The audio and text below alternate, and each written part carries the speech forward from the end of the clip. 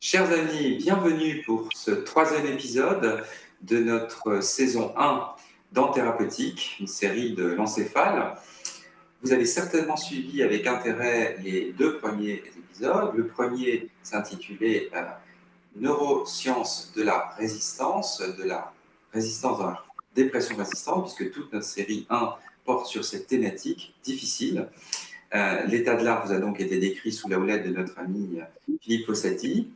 S'en est suivi le deuxième épisode qui, lui, vous a donné les bonnes recettes psychopharmacologiques pour lutter contre la résistance dans la dépression. Et aujourd'hui, nous allons donc vous traiter des chasses gardées. Alors, pourquoi ce titre ? Eh bien, d'abord parce que nous allons vous dresser un tableau de chasse clinique sur plusieurs thématiques et aussi sur le plan thérapeutique. Sur le plan clinique, je vous présenterai une communication sur la dépression pseudo-unipolaire pour tenter de vous proposer des clés de discernement clinique entre la dépression unipolaire et la dépression bipolaire. Ensuite, je suis entouré de 3 collègues et amis, mes 3 drôles de dames. La première d'entre elles sera donc Coraline Ingray et qui vous présentera un tableau clinique aujourd'hui intégré dans les classifications internationales qui est celui de la dépression traumatique. Suivra la communication d'Adélaïde Onita. Nous sommes à l'heure du déjeuner et donc elle vous présentera un dessert qui est son gâteau favori, le millefeuille de la déficit attentionnel avec ou sans hyperactivité associé à la dépression. Et enfin, c'est le docteur Anne-Laure Sauvager qui vous parlera de l'avenir des traitements par stimulation, à la fois la vieille thérapeutique du futur, pour reprendre l'expression d'Henri-Lô, que sont les ECT, mais aussi les nouvelles stratégies de stimulation électrique et magnétique. Sans plus attendre, nous allons donc vous présenter cette communication sur la dépression pseudo-unipolaire. Vous pouvez poser vos questions sur la chatbox et nous y répondrons à l'issue de cette présentation. Chers amis, dans le cadre de notre troisième épisode de notre saison 1 consacré à la dépression résistante de notre série en thérapeutique, il me revient de vous parler de cette thématique des dépressions pseudo-unipolaires. J'ai volontairement mis cet titre au pluriel pour des raisons sur lesquelles je reviendrai au cours de cette présentation. Donc, la dépression pseudo-unipolaire constitue un véritable concept dans notre nosographie actuelle sur laquelle il convient de s'arrêter quelques instants. Comme vous le savez, c'est en 1980, avec la troisième édition du DSM, que l'Association américaine de psychiatrie a regroupé au sein du cadre des troubles affectifs majeurs, nouvelle appellation de l'antique maladie maniaco-dépressive, qui fondait sa classification sur la cyclicité des épisodes pathologiques, tantôt uniquement dépressifs mélancoliques, tantôt alternant dépressifs et maniaques ou hypomaniaques. Donc, 2 entités, troubles bipolaires et troubles dépressifs unipolaires, se trouvaient donc depuis 1980 réunis sous cette appellation des troubles affectifs majeurs. S'en sont suivies de nombreuses études comparant l'évolution des troubles bipolaires de type 1 versus les troubles bipolaires de type 2 ou encore comparant troubles bipolaires et troubles unipolaires. La cohorte du NIMH, qui a publié Akiscal en 1995, avait observé qu'environ 12% des patients unipolaires devenaient des converters, des nouveaux convertis, si je puis dire, aux troubles bipolaires, puisqu'ils présentaient un virage de l'humeur. Dès lors, on pourrait considérer que cette sous-catégorie, ces fameux 12% de patients unipolaires, souffrent en fait d'un trouble pseudo-unipolaire de l'humeur, puisque les uns vont développer un trouble bipolaire de type 1 et les autres un trouble bipolaire de type 2.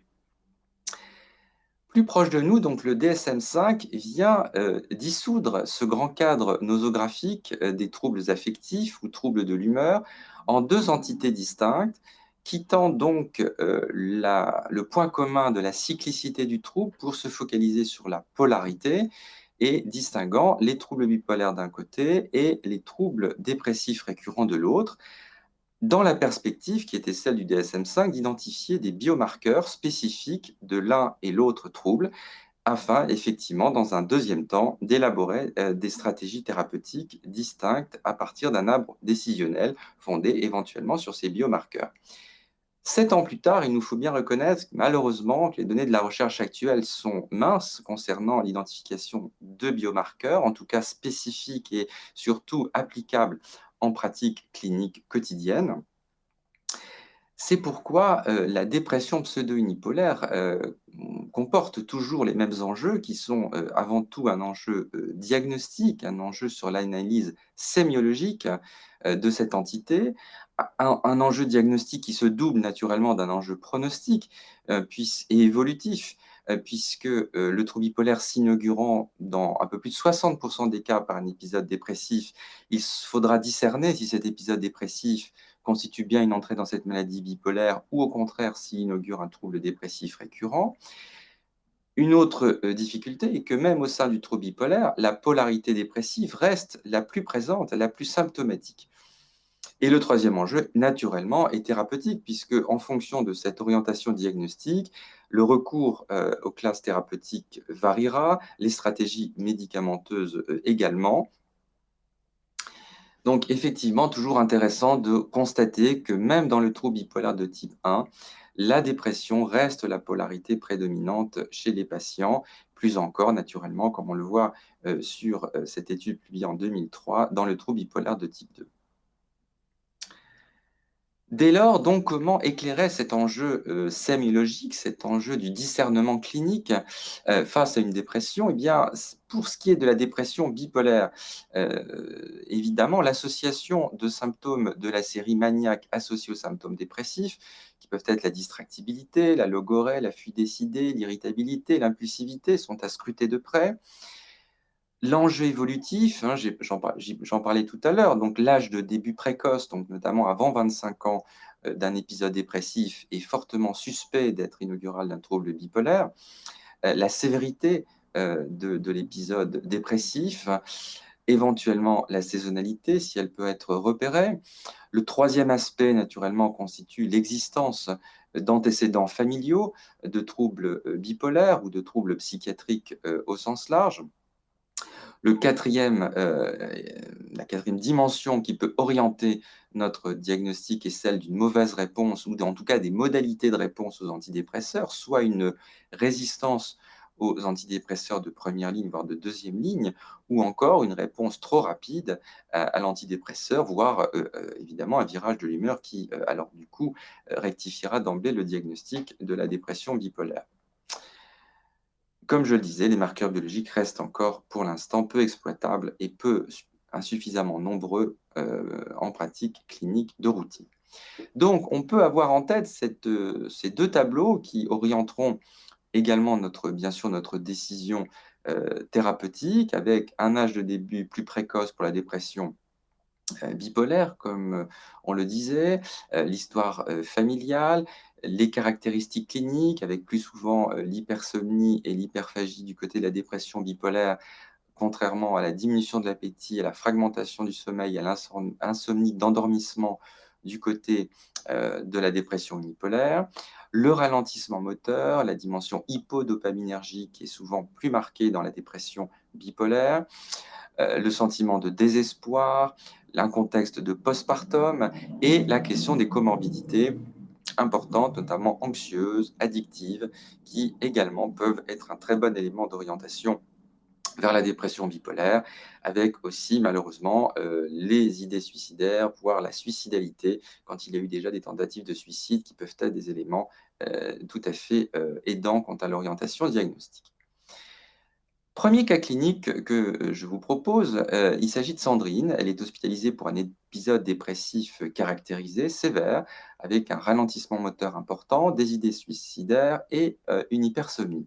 On relève dans ses antécédents familiaux que son père souffre d'un trouble bipolaire de type 2. Elle n'a pas de comorbidité somatique. Par contre, sur le plan psychiatrique, à l'adolescence, elle a présenté un trouble anxieux qui pourrait rétrospectivement faire évoquer un trouble panique. Elle a bénéficié à l'époque d'une thérapie cognitive et comportementale qui l'a bien aidée. Quelle décision thérapeutique prendre? Évidemment, on est frappé, hein, de cette évolution, de la dépression bipolaire, du trouble bipolaire qui associe, comme on le disait, une forte comorbidité psychiatrique, notamment anxieuse, ce qui est le cas ici pour notre patiente, et également, d'idées suicidaires. Dès lors, on pose un diagnostic d'épisode dépressif caractérisé sévère, sans symptômes psychotiques, avec comorbidité anxieuse et une agréabilité familiale de premier degré. On décide de traiter cet épisode dépressif par un IRSS, comme la fluoxétine, à 30 mg pendant 8 mois, et d'emblée d'instaurer un traitement médicamenteux prophylactique, évoquant donc une entrée dans un trouble bipolaire. Et donc l'introduction de la lamotrigine s'effectue au cours de l'hospitalisation. Et bien sûr, la délivrance des conseils d'hygiène de vie et d'élaboration de stratégies de meilleure gestion du stress, comme la pratique du sport régulier, l'initiation à la méditation de pleine conscience. Deuxième cas clinique, celui de Françoise, 61 ans, qui elle est hospitalisée également pour un épisode dépressif sévère, sans symptômes psychotiques, mais associé à une instabilité psychomotrice intense, avec forte tension anxieuse et une fragmentation du sommeil. Il n'y a pas d'antécédents somatiques, pas d'antécédents familiaux psychiatriques documentés. Toutefois, Françoise nous rappelle que sa grand-mère maternelle est décédée dans un hôpital psychiatrique. Sa fille décrit Françoise comme une personnalité énergique, dynamique, qui avait pourtant jusque-là bien traversé son veuvage, son mari étant décédé 7 ans auparavant. Quel bilan réaliser? Quelle décision thérapeutique prendre? Évidemment, on est frappé par la présence des symptômes de la série hypomaniaque associés à la symptomatologie dépressive, avec notamment l'agitation psychomotrice, une certaine distractibilité. On réalise un bilan neurologique, puisqu'il s'agit quand même d'un premier épisode thymique caractérisé après 60 ans. IRM cérébral, avis neurologiques sont sans particularité. Dès lors, on retient bien le diagnostic d'épisode dépressif caractérisé sévère, avec spécification mélancoliforme sur un probable tempérament hyperthymique de base et une agrégabilité pour le trouble bipolaire au deuxième degré. On prend le parti alors, devant cette forte probabilité d'une dépression de type bipolaire, de traiter par électrostimulation cette patiente ayant reçu 6 semaines de venlafaxine en ambulatoire sans succès. Et en relais des ECT, des 12 séances d'ECT, qu'on ne poursuit pas en entretien en raison de la mauvaise tolérance mnésique, on propose l'introduction à titre prophylactique d'une petite dose de lithium, ainsi que de la délivrance des conseils sur l'hygiène de vie et les pratiques stratégiques non médicamenteuses, comme la pratique du sport, ce que la patiente faisait déjà. En conclusion, on peut dire que cette dépression pseudo-unipolaire nous invite plus que jamais à scruter la sémiologie à la fois présente devant nous à l'examen clinique, mais aussi diachronique, les antécédents familiaux, les réponses au traitement. J'avais volontairement mis au pluriel cette présentation, les dépressions pseudo-unipolaires, puisqu'il y a peut-être au moins deux cas de figure, celui d'une dépression inaugurale d'un trouble bipolaire, donc plutôt chez un sujet jeune, et puis celui des dépressions mélancoliformes récurrentes qui peuvent survenir à un âge plus tardif. Ces dépressions pseudo-unipolaires nous invitent à oser des stratégies préventives, médicamenteuses, d'emblée sur le moyen, voire le long terme, de recourir peut-être plus rapidement aux stratégies de stimulation, d'électrostimulation, que nous pouvons le faire dans les dépressions strictement unipolaires, et puis d'emblée d'inscrire des patients dans des programmes de psychoéducation et de gestion du stress. Je me tiens à votre disposition pour répondre à vos nombreuses questions. Merci. Pour une première question qui m'est posée, y a-t-il des antidépresseurs plus conversifs, entre guillemets, au sens iatrogénique, que d'autres? Eh bien, oui, naturellement, il y a certains médicaments, notamment les médicaments qui agissent sur la voie noradrénergique, qui vont plus facilement provoquer des virages de l'humeur, notamment la venlafaxine et puis les classiques tricycliques, hein, tous les tricycliques, avec peut-être une mention particulière pour la clomipramine. Maintenant, pour ce qui est des virages sous IRSS, on en constate également. Dans mon expérience, ils sont essentiellement dose dépendants. ce qui fait que quand on les manie, il faut non seulement les prescrire moins longtemps, mais à des doses plus modérées, même sous couvert d'un stabilisateur de l'humeur. Une autre question qui est posée par un de nos collègues: quel thymorégulateur choisir en première ligne en cas de conversion? Alors, je dirais que là, cela dépend de l'intensité peut-être déjà de la conversion, de l'âge du sujet, de l'anamnèse personnelle et aussi familiale. Si on a des antécédents familiaux de bonne réponse au lithium, c'est classiquement un élément important, surtout si l'irrage d'humeur a été important et avec un tableau floride et maniaque. Si c'est une jeune femme en âge de procréer, eh bien sûr, tous les médicaments de la famille du valproate sont contre-indiqués, et donc il faut recourir à soit un antipsychotique, soit les sels de lithium. Donc voilà un petit peu pour cette réponse. Alors, une autre question: est-ce qu'on peut virer à tout âge et il n'est jamais trop tard pour se convertir? Eh bien, effectivement, on peut voir des virages de l'humeur même à des âges avancés. Comme on le dit souvent, il faut dans ces cas-là, après 60 ans, faire un bilan neurologique pour écarter une pathologie neurodégénérative qui peut venir compliquer un trouble dépressif récurrent.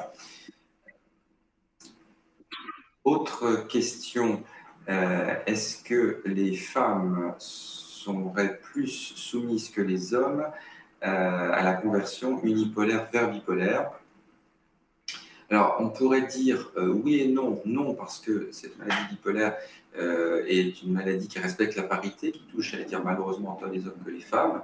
Toutefois, les femmes ayant une polarité dépressive de toute façon plus active, eh bien, que les hommes, au sein donc, du sous-groupe des patients bipolaires, on peut donc estimer que les femmes vont faire une forme conversive plus fréquemment que les hommes, puisque cette polarité dépressive sera statistiquement plus active et plus longuement présente. Alors, je vois qu'il y a beaucoup de questions. Alors, une question intéressante: est-ce que les problèmes de thyroïde peuvent jouer un rôle dans la conversion? En tout cas, effectivement, ça fait partie des éléments. Les dysthyroïdies sont aussi plus fréquentes chez les femmes que chez les hommes.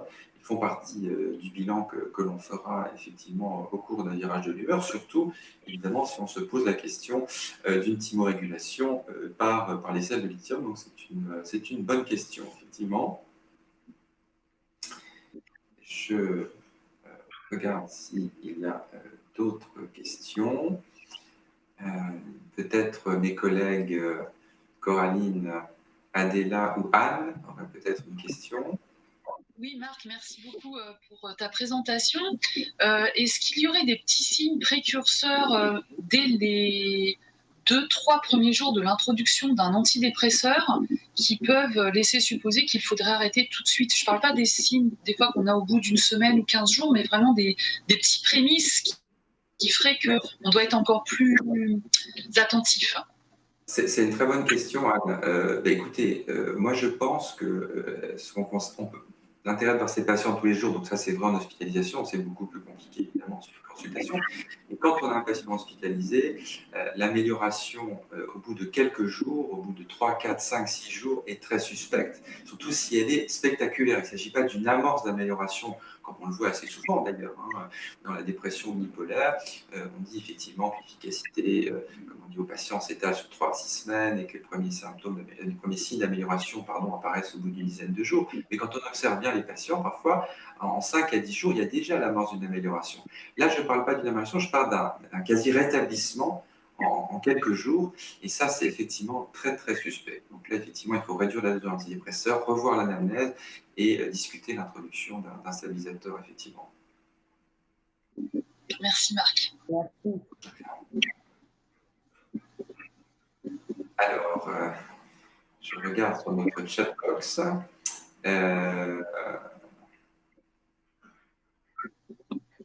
Une question sur l'alimentation. Est-ce que l'alimentation joue un rôle sur la conversion des phases dépressives en phase hypomaniaque ou maniaque? À ma connaissance, non. Je n'ai pas d'éléments là-dessus. Je n'ai jamais observé éléments en ce sens.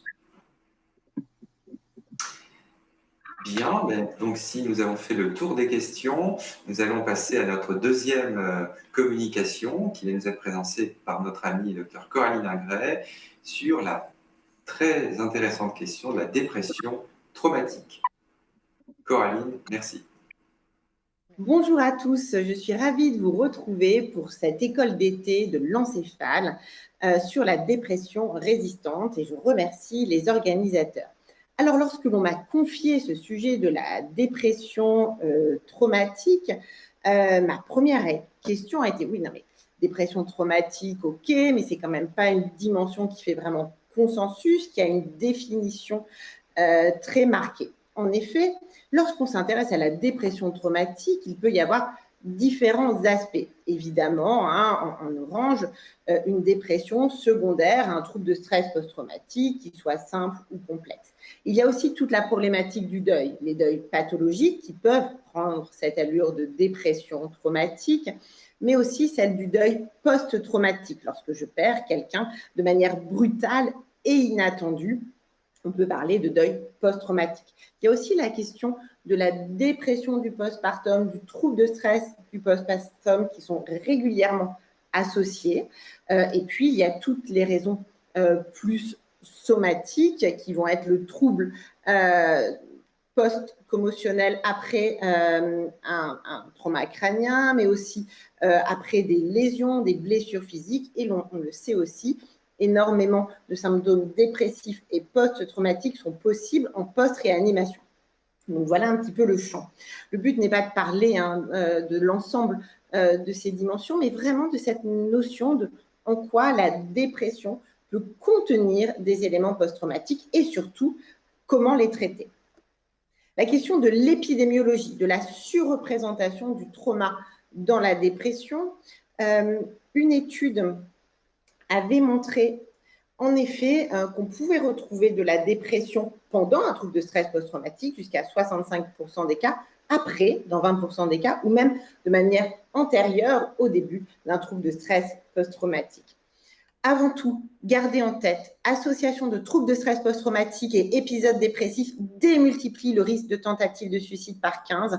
Il est donc indispensable de bien le diagnostiquer.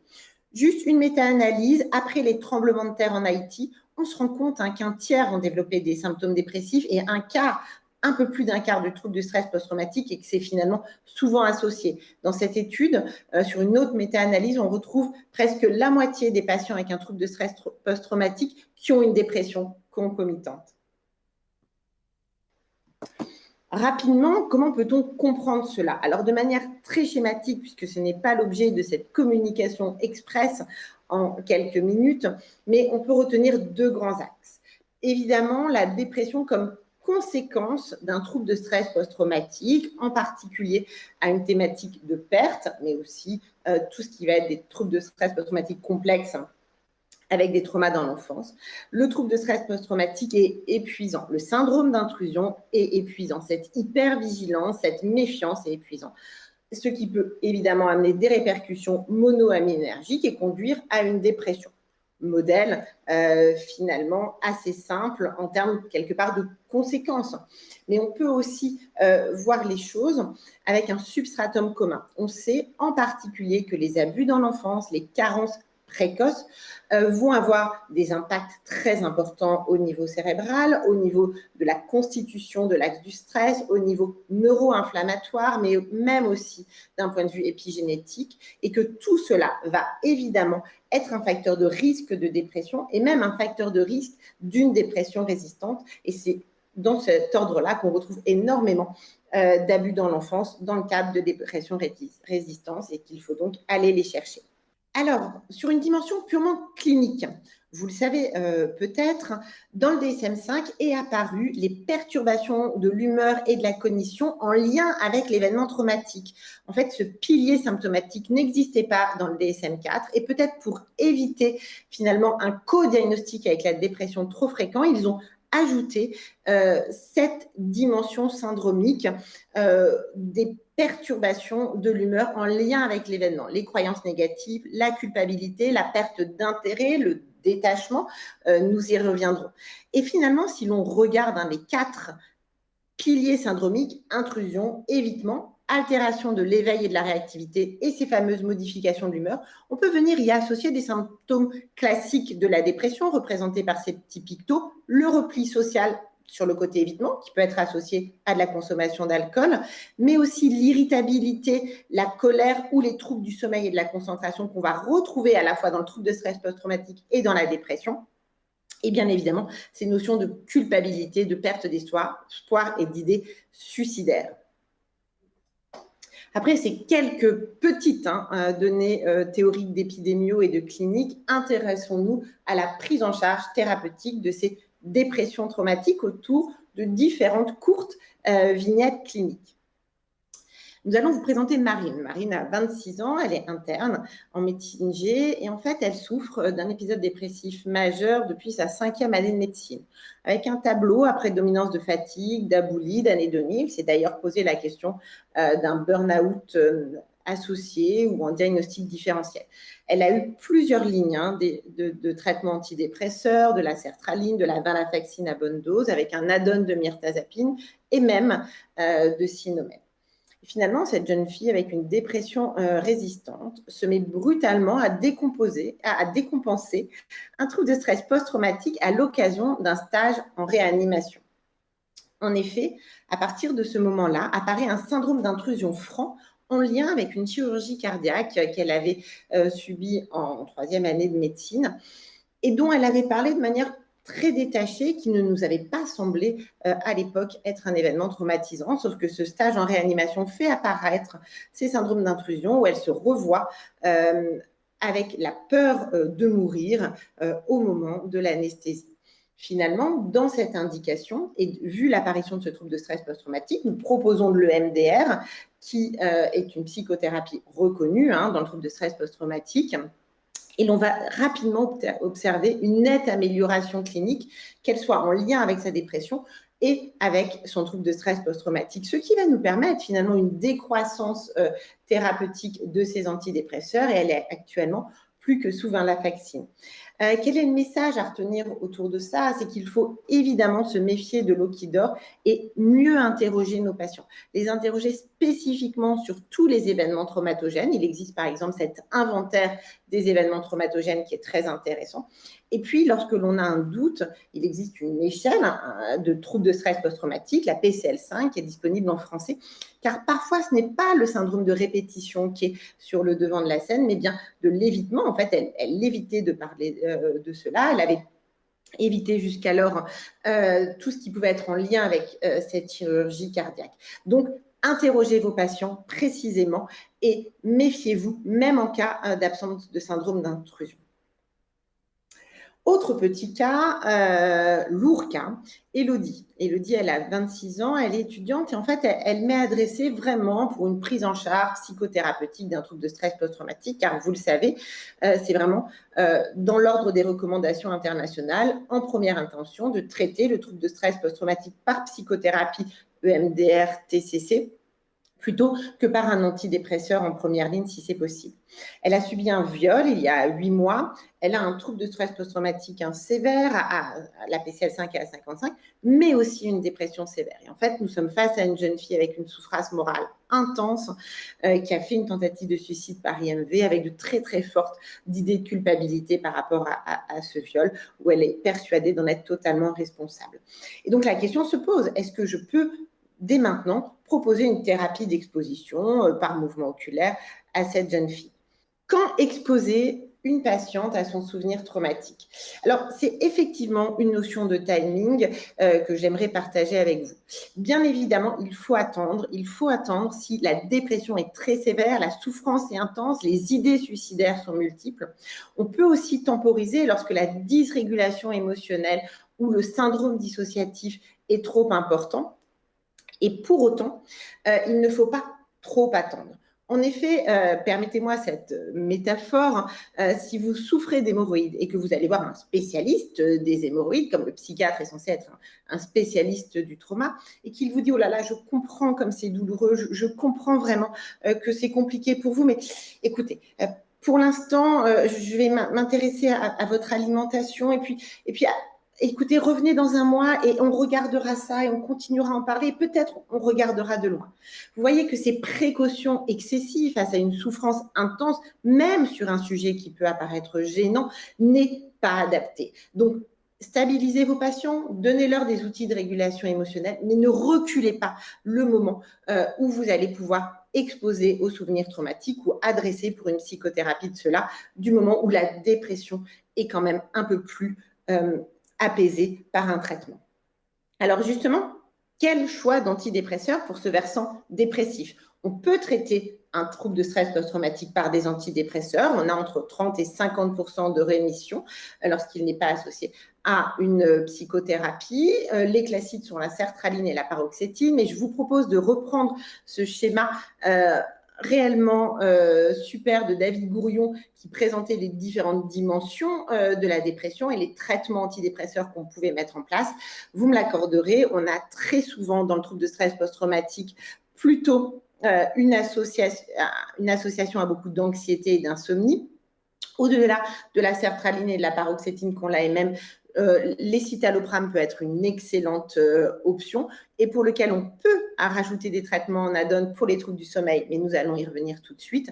Et puis, je tiens à préciser que la vortioxétine, la venlafaxine aussi, mais la vortioxétine peut être particulièrement intéressante. Il y avait même des études un peu dans ce champ du trouble de stress post-traumatique. Je le montre hors AMM à 30 mg.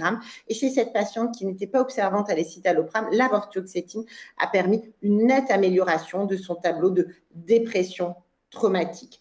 Lorsque vous avez des troubles du sommeil très invalidants, sur un versant très hypnotique, sédatif, ne pas hésiter à aller sur de la myoncérine qui a vraiment ses capacités et ses propriétés très intéressantes. Et puis, on peut aussi aller sur de l'add-on. Régulièrement, en pratique, je vais rajouter 5, 6, 8 gouttes de l'oxapine pour favoriser le sommeil. On peut aussi rajouter 50 à 100 mg de kétapine qui auront à la fois cet effet sédatif et anxiolytique. Ça, c'est pour le sommeil en règle générale. Sur les cauchemars, que pouvons-nous proposer? Nous avons une molécule qui marche. Nous ne devons pas l'éviter, ça s'appelle la prazosine, c'est un traitement que l'on commence à 1 comprimé par semaine de 2,5 mg, puis 2 comprimés. La difficulté est évidemment l'hypotension associée. On peut monter au-delà, mais habituellement, 5 mg est une bonne posologie pour avoir un effet qui a été démontré sur les cauchemars du trouble de stress post-traumatique. Bien évidemment, vous pouvez aussi travailler le scénario du cauchemar traumatique en décrivant ce scénario de cauchemar et en le modifiant vers un scénario plus acceptable et en vous exposant à cela. C'est des thérapies par répétition d'images qui ont aussi montré totalement leur intérêt sur ce versant. Nous l'avons vu, cette jeune fille a de fortes idées de culpabilité. Il est donc indispensable que vous les preniez en considération. Vous pouvez, par exemple, travailler sur cet exercice des tartes des pourquoi, juste quelles sont les causes qu'elle voit à cet événement traumatique, lui faire mettre des proportions à cela et avec vos outils psychothérapeutiques, quels qu'ils soient, travailler sur une restructuration pour diminuer l'impact et la culpabilité qu'elle peut avoir de cet événement traumatique. Un autre cas clinique dans cette question-là de dépression, de traumatisme. Sarah est une étudiante en thèse extrêmement brillante qui a un passé traumatique lourd, d'abus émotionnels, sexuels dans l'enfance et qui a subi un viol à 21 ans. Elle consulte pour idées suicidaires récurrentes et puis anxiété sociale. Et en fait, dans nos entretiens, mais aussi dans le groupe d'affirmation de soi qu'elle fréquente, on constate une forte labilité thymique et une forte différence dans la présentation à certains moments. La première idée, évidemment, celle d'aller rechercher une bipolarité.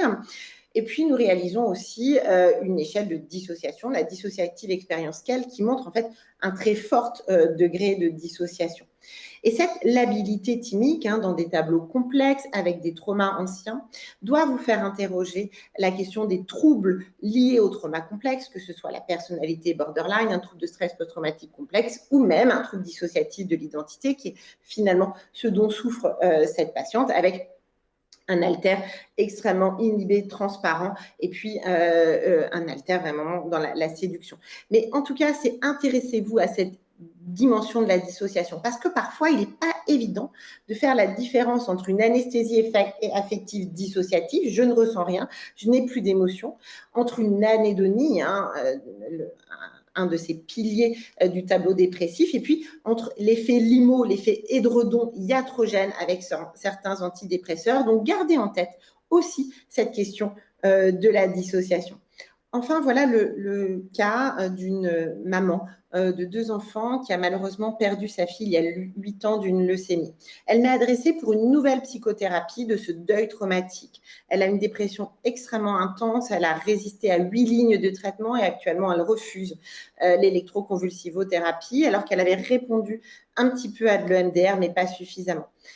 Juste cette patiente, nous l'avons pris en hypnothérapie, nous avons travaillé de différentes manières, dont une manière était une hypnose profonde pour aller vers cette partie d'elle-même qui porte cette dépression. Et en fait, elle a pu nous dire à ce moment-là, je ne dois pas abandonner ma fille, et aller mieux signifier finalement trahir sa fille. On voit qu'en fait, cette patiente est dans l'idée que aller mieux serait tourner la page, dire au revoir, et que faire le deuil pour elle, ce serait de passer à autre chose. Alors que pas du tout. Faire son deuil est autrement une manière de dire bonjour, d'accepter les traces vivantes et de vivre avec les traces vivantes que la personne disparue a laissées en nous. Et donc voilà une métaphore intéressante à dire aux patients. Faire son deuil, c'est dire bonjour et pas dire au revoir.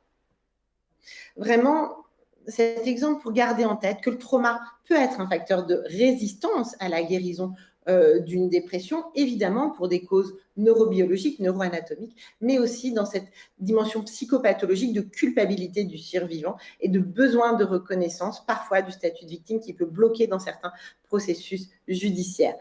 Voilà, en tout cas, je vous remercie de votre attention et j'espère, à travers ces quelques vignettes, vous avoir donné des exemples concret de prise en charge. Merci à tous.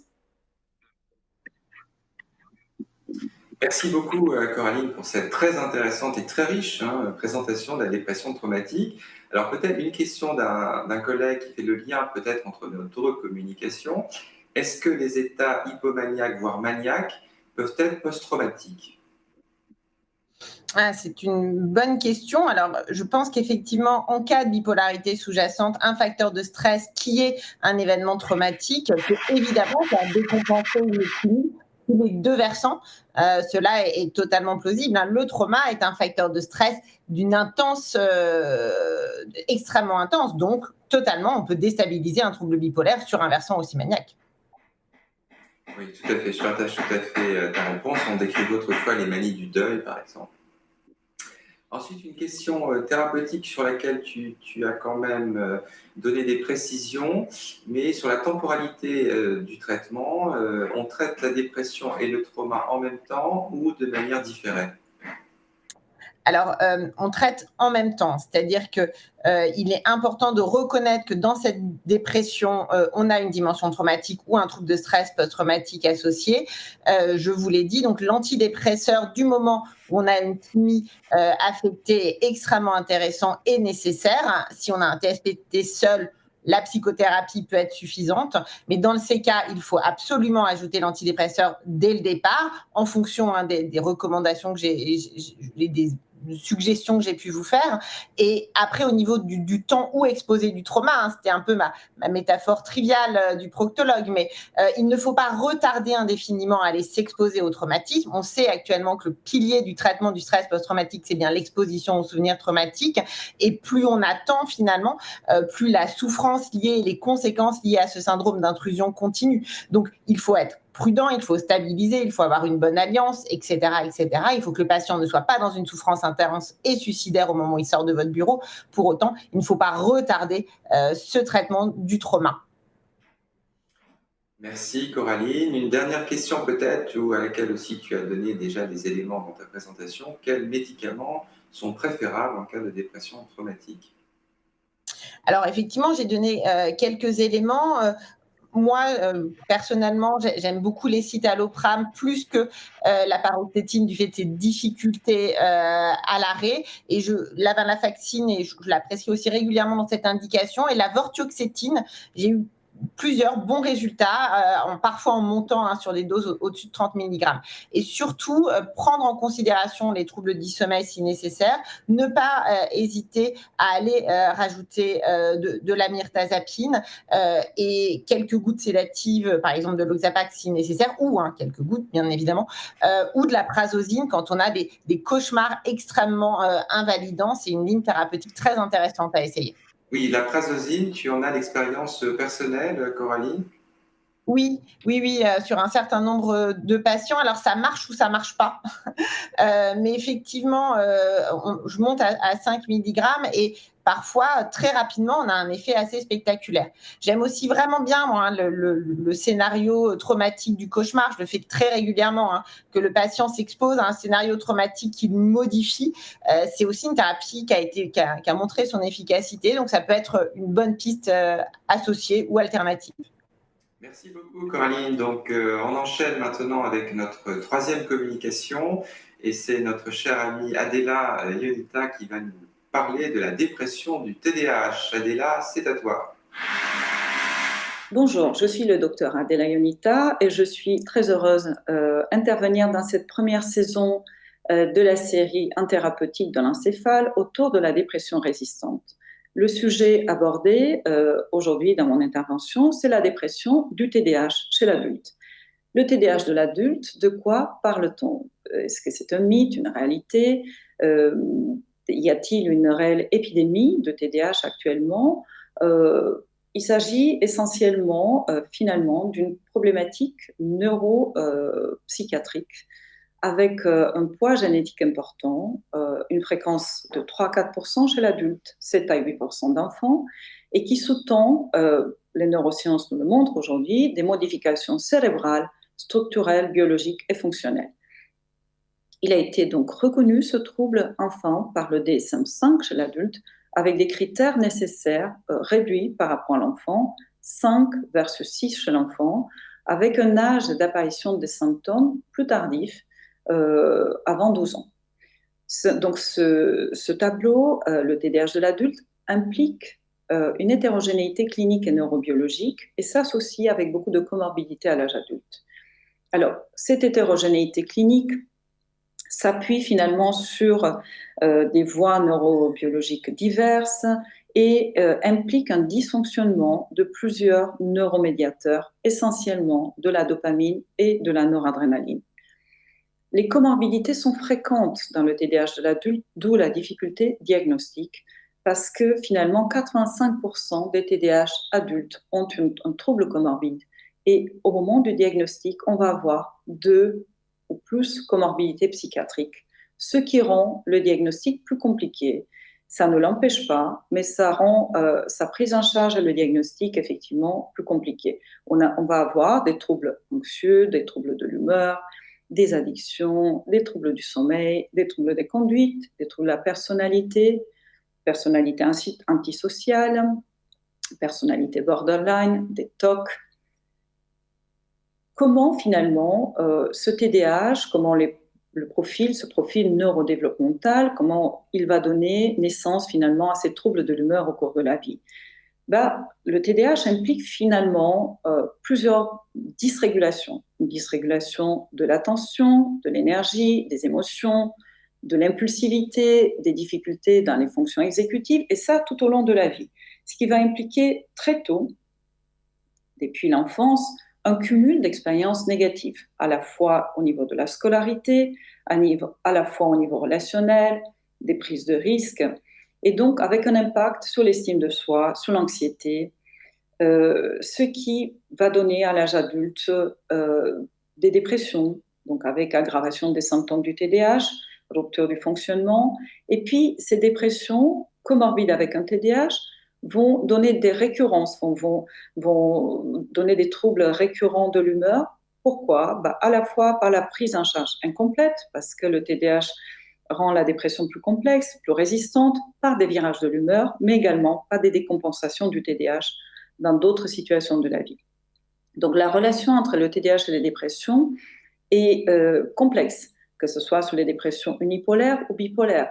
Ce sont des comorbidités fréquentes avec des relations complexes, une superposition des symptômes.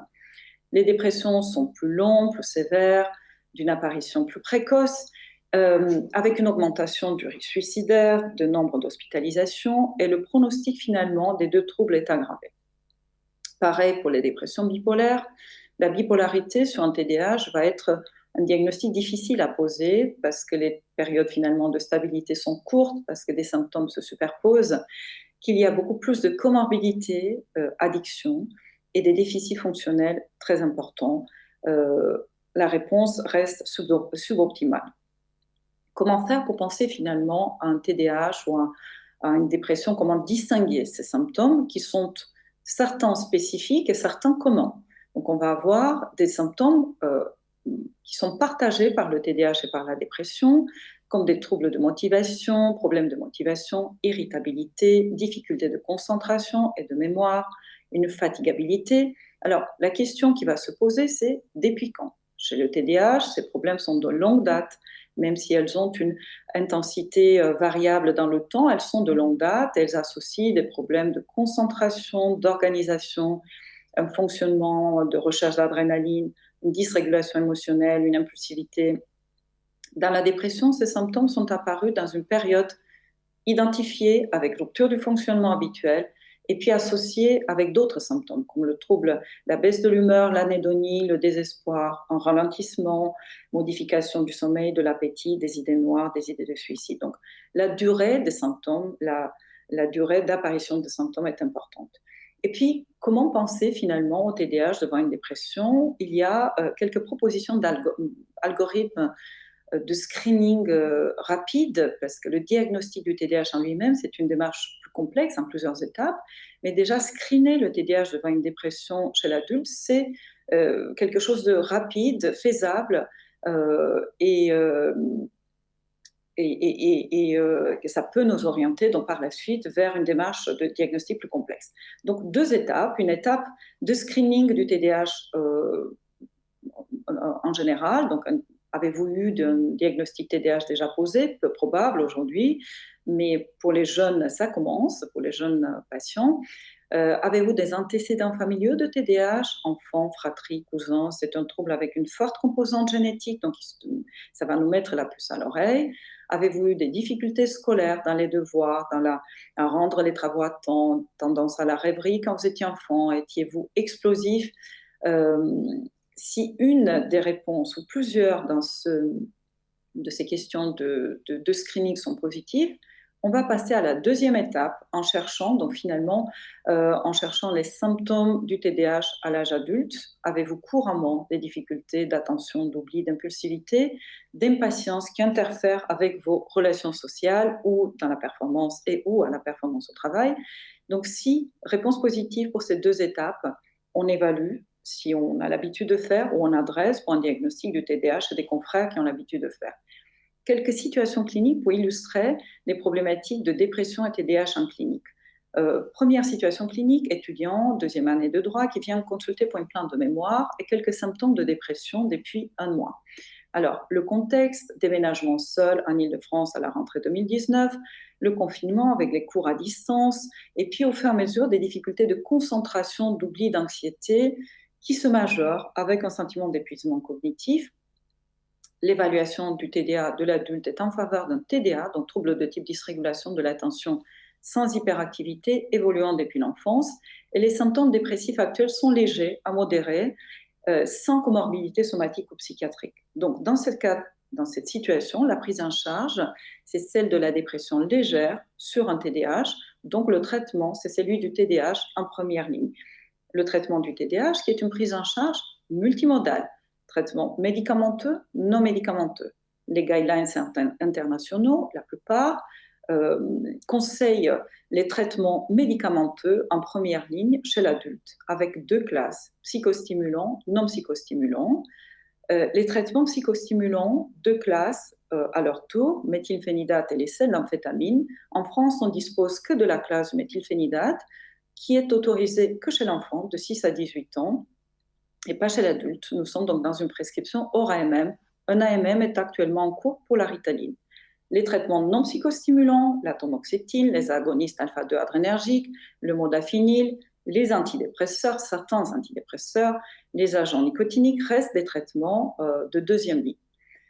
Les traitements non médicamenteux, la psychoéducation essentiellement, elle est très importante. Il s'agit d'un trouble qui va nous accompagner tout au long de la vie. Donc la grille de lecture, tout comme dans le diabète, est importante. Le trouble, la thérapie cognitivo-comportementale, en individuel, en groupe, il existe des programmes validés aujourd'hui dans le monde, tout comme pour la MBCT, un programme validé, des thérapies familiales ou de couple éventuellement, des aménagements scolaires, puis les traitements, les programmes d'entraînement cognitif par neurofeedback ou par de la stimulation cognitive, plusieurs programmes existent. Un focus sur les traitements psychostimulants, qui sont les traitements de première ligne dans les guidelines. Donc, en France, on dispose de la classe du méthylphénidate, plusieurs formes, forme LP, Concerta, Quasim, Medikinet, Ritaline, forme à libération immédiate, Ritaline. Pour le patient adulte, on va privilégier les formes à libération prolongée. Ils diffèrent tous, chaque molécule va avoir une petite partie de libération rapide, une partie de libération lente. Ces pourcentages ne sont pas les mêmes, donc ils ont des différences finalement de libération. Ça va leur donner des profils un peu différents. Et ce qu'il faut savoir, c'est qu'on n'a pas du tout de prévisibilité de réponse ou de tolérance sur les différentes formes du méthylphénidate. Donc, il faut essayer plusieurs formes de libération prolongée et évaluer finalement régulièrement la tolérance et l'efficacité. Une association est tout à fait possible entre les formes à libération prolongée et rapide afin de prolonger donc, l'effet sur la journée. Ce sont des traitements qui agissent que sur la journée. La bicardiologie préthérapeutique n'est plus obligatoire aujourd'hui, mais il est conseillé. Une ordonnance, un exemple d'ordonnance ou donc des ordonnances sécurisées, la pharmacie, elle est obligatoirement indiquée et prescription aura MM, ce qui implique non-remboursement pour le patient, il faut l'informer. Cas clinique numéro 2 qui illustre finalement le propos de cette intervention, patiente dépression sévère résistante avec plainte cognitive et fatigabilité au premier plan, résistante. Donc cette dépression a plusieurs stratégies d'antidépresseurs, une réponse partielle au traitement en cours par effexeur. Les éléments cliniques sont en faveur d'un trouble d'attention de longue date. Une évaluation de TDAH est positive, avec un TDAH qui évolue depuis l'enfance et des comorbidités multiples tout au long de la vie, troubles de comportement alimentaire, anxiété, période d'addiction. Aujourd'hui, les addictions sont sevrées. Alors, dans ce cas de figure, donc dépression sévère sur un TDAH, première ligne, améliorer le traitement de la dépression, soit en augmentant les antidépresseurs, soit en potentialisant par des traitements prodopaminergiques, comme ça a été bien expliqué dans l'intervention du docteur Gourion sur les dépressions résistantes. Et puis, une fois que la dépression est améliorée, le traitement du TDAH peut être envisagé avec une augmentation, donc une titration du traitement et une surveillance de la tolérance et de l'efficacité progressive. Un exemple d'ordonnance finale, on va avoir donc une association d'antidépresseurs et de Cifrol, donc dépression, un traitement de la dépression résistante, et puis introduction de la Ritaline progressive, une association de formes à libération prolongée et rapide, afin d'augmenter l'effet sur la journée.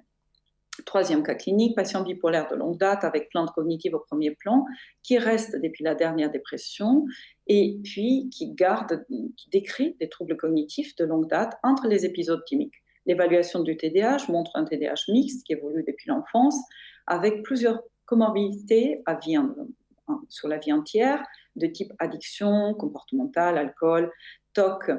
Dans ce cas, finalement, donc le traitement de la dépression bipolaire est le traitement de première ligne, donc est la priorité. Une fois la dépression bipolaire traitée, on peut introduire le traitement du TDAH, mais conjointement au thymorégulateur, évidemment absolument pas dans une phase mixte ou hypomaniaque. Il faut surveiller le virage de l'humeur. Un exemple d'ordonnance finale chez ce type de patient va être donc l'amygdale, mélatonine, parce que les troubles du sommeil sont fréquents chez ces patients, et puis du Quasim qui va être augmenté au fur et à mesure en fonction de la tolérance à l'efficacité, traitement qui pourra éventuellement être changé s'il n'est pas toléré ou s'il n'est pas efficace. Donc, Pour résumer, les troubles neurodéveloppementaux donnent chez l'adulte un aspect de millefeuille, donc des comorbidités multiples. Et il est important de penser à l'existence d'un trouble neurodéveloppemental chez l'adulte devant une pathologie résistante avec plusieurs comorbidités finalement. Il faut y penser, il faut le prendre en compte et en charge dans la mesure où il va représenter un facteur de résistance de la prise en charge.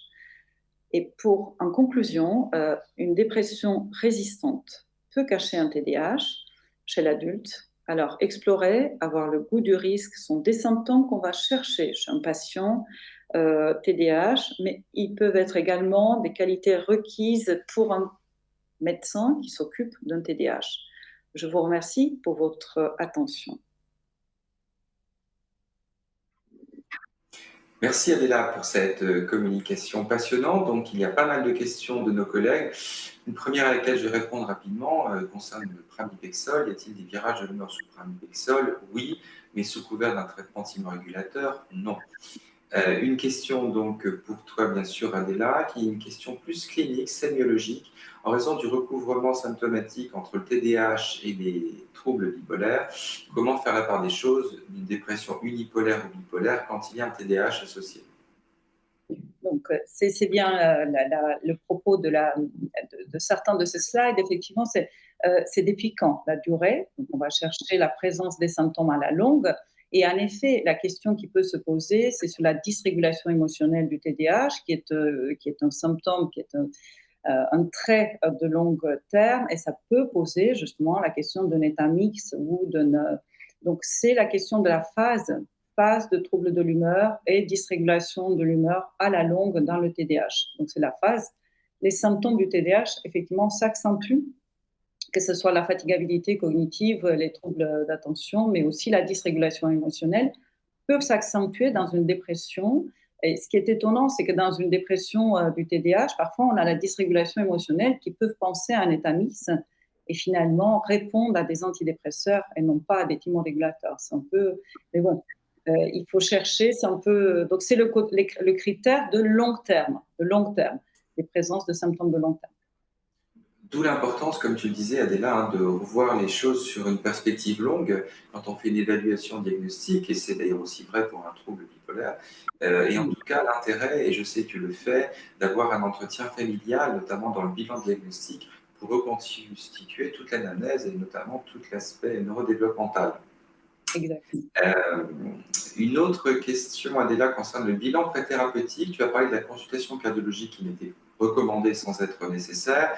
Encore qu'aujourd'hui, on peut peut-être se dire qu'avec un traitement RMM, on a intérêt quand même à se barder, si j'ose dire, d'un bilan préthérapeutique documenté. Qu'en est-il de la TSH? Est-ce que tu recommandes de faire une TSH dans ce cas-là?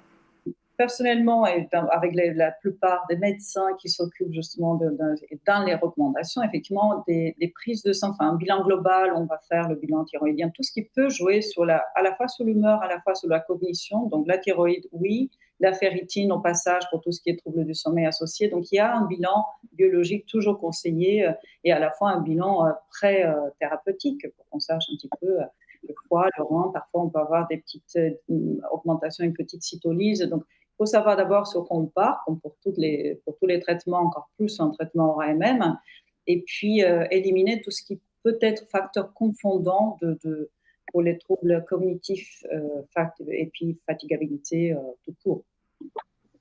Donc la thyroïde. Une question, donc oui, à la question sur la TSH. Donc autre question là, sur la thérapeutique et sur les interactions médicamenteuses possibles. Y a-t-il d'interaction entre les antidépresseurs et le méthylphénidate? Y a-t-il un risque de syndrome sérotoninergique plus important? Il y a un risque de syndrome sérotoninergique. On informe le patient, donc on le surveille effectivement, le risque de syndrome sérotoninergique sur une prise, mais il reste quand même assez rare en clinique, mais on le surveille. De la même façon qu'il peut exister d'une façon indépendante que pour le traitement antidépresseur, mais effectivement, il augmente un petit peu le risque de syndrome sérotoninergique. Très bien. Ben, merci beaucoup, Adéla. Sans perdre de temps, donc, nous enchaînons sur notre quatrième et dernière communication pour ce troisième épisode en thérapeutique sur les chasses gardées, avec donc la communication d'Anne Sauvager, qui va nous parler du futur des traitements par stimulation. Anne, nous t'écoutons. Bonjour à tous. À présent, nous allons envisager le futur des thérapies de choc. Vous pouvez voir ci-dessous deux techniques de neurostimulation utilisées dans la douleur, un bandeau de stimulation utilisé pour les migraines et un pacemaker cérébral qui est destiné à recueillir le signal cérébral, mais aussi de façon connectée à influencer cette activité cérébrale. Ces techniques de neurostimulation utilisées dans la douleur seront peut-être amenées dans le futur à être utilisées pour nos troubles psychiatriques. Les techniques de neuromodulation sont un ensemble de techniques qui sont employées pour augmenter, diminuer ou moduler l'excitabilité d'un neurone, d'un groupe de neurones ou encore un réseau neuronal par le biais d'un stimulus électrique, magnétique, mais aussi cela peut être des techniques par infrarouge ou par ultrason. Elles s'appliquent sur une zone cérébrale ou bien sur la moelle épinière ou encore sur une racine nerveuse. Voici un panorama des techniques de neurostimulation en psychiatrie. Elles sont dites invasives lorsqu'il y a un franchissement cutané sous anesthésie générale et intervention neurochirurgicale. C'est le cas de la stimulation du nerf vague ou de la stimulation cérébrale profonde, utilisée de façon expérimentale dans les dépressions résistantes. Elles sont dites non invasives mais convulsives lorsqu'il y a recherche de déclenchement d'une crise convulsive thérapeutique. C'est le cas de l'électroconvulsivothérapie ou de la magnétoconvulsivothérapie qui utilise un signal magnétique à très forte puissance. Enfin, il y a les techniques non invasives et non convulsives, comme la stimulation magnétique transcrânienne ou la stimulation par courant direct continu transcrânien, la TDCS. Ces deux techniques n'ont pas besoin d'anesthésie générale et peuvent être réalisées en ambulatoire. Ce qu'il faut comprendre dans les techniques de neurostimulation et leur futur, c'est qu'elles sont en constante évolution. C'est comme le train. Au départ, il y avait le train à vapeur, maintenant nous avons le TGV, et un jour, nous roulerons peut-être dans les airs à 1000 km/h. Les techniques, par exemple par ECT, ont une amélioration technique des appareils qui fait que les appareils utilisés maintenant sont totalement différents des appareils utilisés dans les années 30. Le courant également est différent dans sa nature. Actuellement, nous utilisons un courant ultra bref pulsé. Des équipes travaillant sur la question, comme par exemple l'équipe de Lizambi et Sakai aux États-Unis, ont développé une nouvelle méthode depuis quelques années qui s'appelle la méthode FEAST pour Focal Electrically Administrated Seizure Therapy Stimulation. Cette méthode, qui utilise des électrodes spécialement dessinées et conçues à cet effet, montre une stimulation plus focale, comme c'est montré sur la tête de la patiente située sur la droite. Il y aurait une efficacité identique aux ECT classiques avec une meilleure tolérance cognitive. Peut-être que cette technique se développera de façon plus large à l'avenir. Maintenant, en ce qui concerne la stimulation magnétique transcrânienne, il faut savoir que ce traitement, qui est développé depuis les années 90, est approuvé aux USA depuis 2009 dans la dépression, après échec d'un traitement médicamenteux.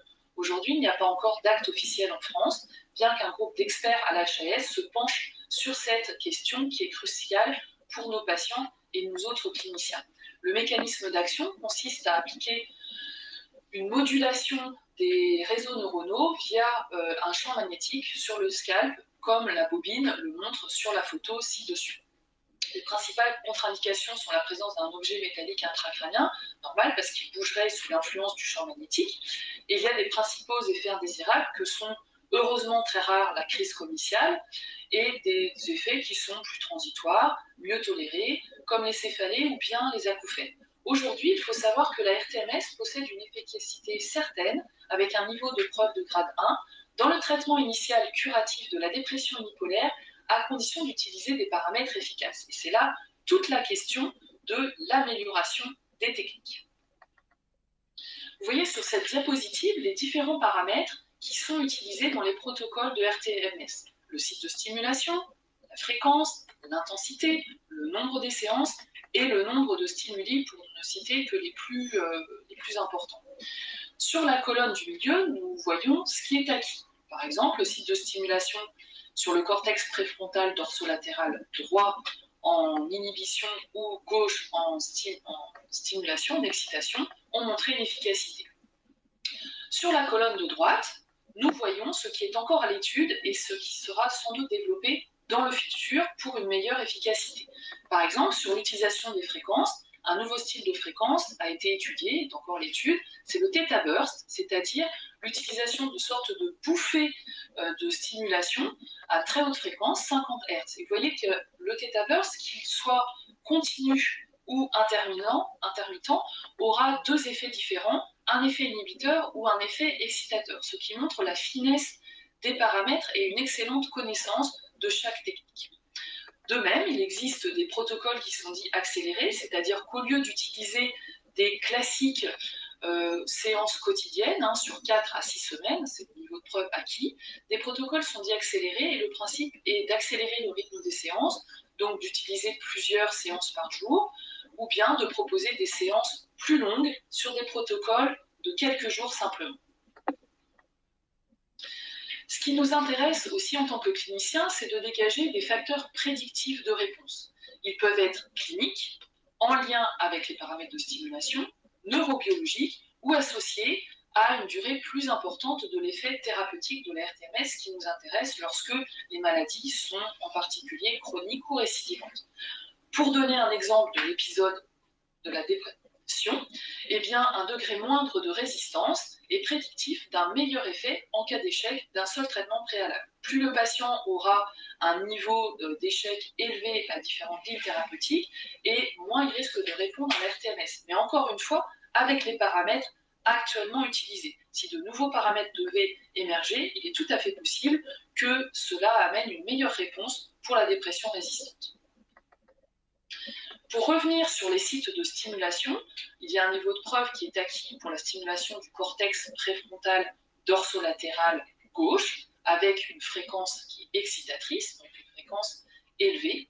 Mais à l'intérieur de cette même zone, des travaux récents ont montré qu'il y aura un intérêt soit à stimuler en zone plutôt antérieure ou en zone plutôt postérieure. Il y a un excellent papier de Fitzgerald à cet effet paru dans Brain Stimulation le mois dernier. D'autres travaux se basent aussi sur les défauts ou les déficits ou les dysfonctionnements de connectivité dépistés grâce aux IRM fonctionnels pour permettre un traitement plus personnalisé pour les patients. L'amélioration des techniques de stimulation se focalise sur les paramètres, mais se focalise aussi sur l'organisation des soins. Et c'est ainsi qu'une formalisation d'une unité de neuromodulation en psychiatrie, parfaitement réalisée grâce à un business plan que nous avons écrit pour aider les cliniciens à former leur propre unité de neuromodulation en psychiatrie, est proposée. Cet article vous permet d'envisager les différents aspects que vous devez développer pour pouvoir développer et implémenter votre propre unité de neuromodulation. Il aborde ainsi les aspects réglementaires, les aspects de formation, les aspects éthiques, ainsi que, évidemment, les aspects plus techniques. Donc il faut retenir que les techniques de neurostimulation, contrairement aux molécules qui, une fois qu'elles ont l'AML, ne vont plus être modifiées, simplement peut-être dans les stratégies thérapeutiques, eh bien les techniques de modulation sont comme le train en perpétuelle évolution. Je vous remercie pour votre attention. Merci Yann pour cette synthèse remarquable de ces thérapeutiques de choc ou de stimulation aujourd'hui. Alors plusieurs questions, d'abord autour des RTMS. Y a-t-il, comme c'est le cas pour les ECT, des médicaments, des psychotropes ou des neurotropes qui sont contre-indiqués lorsqu'on réalise une cure de RTMS? Merci pour la question. Normalement, tout patient qui souffre d'une dépression doit pouvoir être traité avec des médicaments en même temps que la stimulation magnétique transcrânienne. On évitera les traitements anti-épileptiques si possible, parce que ça pourrait diminuer éventuellement l'efficacité.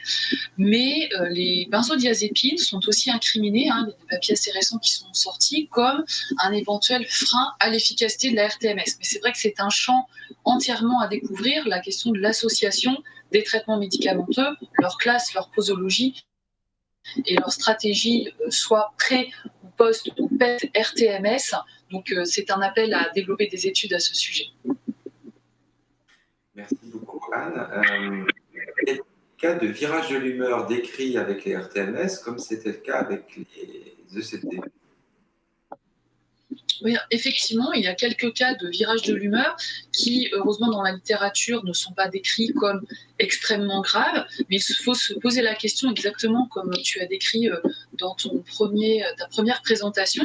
La question chez un patient qui aurait une dépression unipolaire peut être la présence d'un trouble bipolaire. Alors après, en fonction des traitements médicamenteux qui sont associés, ce sera une invitation à réduire, voire arrêter le traitement antidépresseur, mais pas forcément arrêter complètement la séance, les séances de RTMS, si l'arrêt du traitement antidépresseur permet de contrôler le virage de l'humeur. Après une feuille, je vais te proposer une tarte à la crème. La question concerne les ECT cette fois-ci. Alors, as-tu un avis ou une expérience sur la question des stimulations par ECT en bilatéral versus unilatéral? Est-ce que tu privilégies l'une ou l'autre de ces stratégies, éventuellement dans quel cas de figure? Résolument, l'efficacité en bilatéral est bien plus importante que l'efficacité en unilatéral. Malgré tout, il ne faut pas se priver de faire de l'unilatéral chez les patients qui auraient une mauvaise tolérance cognitive, en particulier mnésique, ou des troubles confusionnels post-séance, ou qui se maintiendraient dans le temps. Et dans ce cas-là, il faut utiliser un seuil multiplié par 1,5 par rapport au seuil qui est utilisé en bilatéral, avec une efficacité qui serait certes moindre, mais il faut toujours préserver cette balance bénéfice-risque, mais ne pas se priver d'avoir recours à l'unilatéral, bien entendu. Merci beaucoup, Anne. Eh bien, merci à Coralie, merci à Adela et merci encore une fois à Anne. Merci à vous tous aussi qui nous avez écoutés en direct pendant ce 3e épisode d'En Thérapeutique. Certains d'entre vous vont peut-être revisionner en replay cet épisode. En tout cas, nous vous donnons rendez-vous toutes et tous pour le 4e épisode mercredi prochain de 13h à 14h et il sera animé par l'incomparable professeur Raphaël Gaillard. Chers amis, bonne fin de journée et à la semaine prochaine. Merci, bonne journée.